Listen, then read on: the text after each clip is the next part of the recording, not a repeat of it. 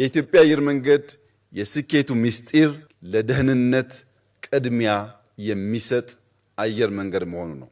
የኢትዮጵያ አየር መንገድ አመራሮች በፈጠራና በትጋት የሚሰሩ በ8 ሰዓት የቀን ስራ የማያምኑ ራሳቸውን እያደጉ ከዓለም የአመራር ብቃት ጋር ራሳቸውን የሚያስተካክሉ ግለሰቦች፣ ቡድኖች ባለፉት አስርተ ዓመታት ይህንን ተቋም መምራት በመቻላቸው ጭምር ነው።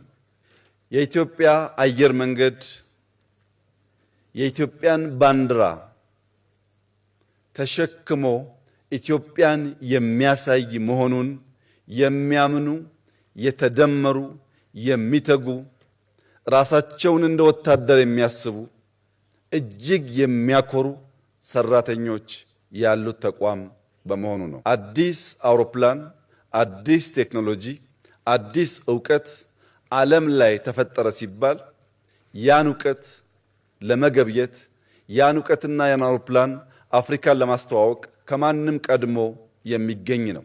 በእነዚህ ባህሪያቱ የተሳካ 80 ዓመት ተጉዟል።